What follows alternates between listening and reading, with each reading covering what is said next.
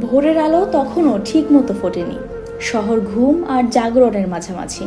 ঠিক সেই সময় রিকশার প্যাডেলে ভর করে রনি বেরিয়েছিলেন জীবিকার খোঁজে প্রতিদিনের মতোই। কারো কাছে তিনি শুধু একজন রিকশা চালক, কিন্তু কারো কাছে তিনি একমাত্র উপার্জনক্ষম ছেলে। খুলনার বড় মির্জাপুর রোড ধরে যাত্রী নিয়ে যখন ক্রস রোডের কাছে পৌঁছান, তখন রনির মাথায় ছিল শুধু একটাই চিন্তা, আজ কতটা রোজগার হলে বাড়িতে একটু স্বস্তি আসবে। কিন্তু কে জানতো এই যাত্রাই তাকে ঠেলে দেবে মৃত্যুর সঙ্গে লড়াইয়ের পথে।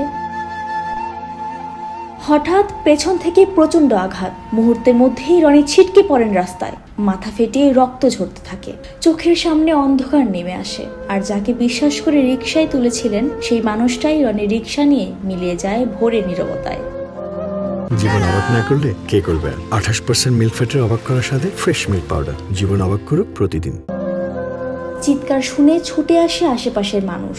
রাস্তায় পড়ে থাকা রনির নিথর শরীর, রক্তে ভেজা মাথা, দৃশ্যটা যে কারো বুক কাঁপিয়ে দেওয়ার মতো। দ্রুত তাকে নেওয়া হয় খুলনা মেডিকেল কলেজ হাসপাতালে।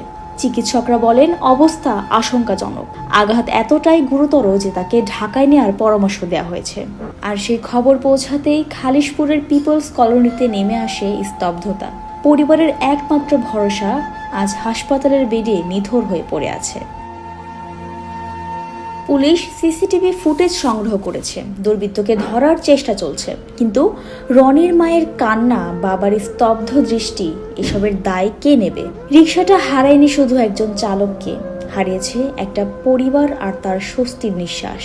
এই শহরে আজও কি রাস্তায় গরিব মানুষের জীবনের কোনো নিরাপত্তা নেই? ডেস্ক রিপোর্ট, জয় জয় দিন।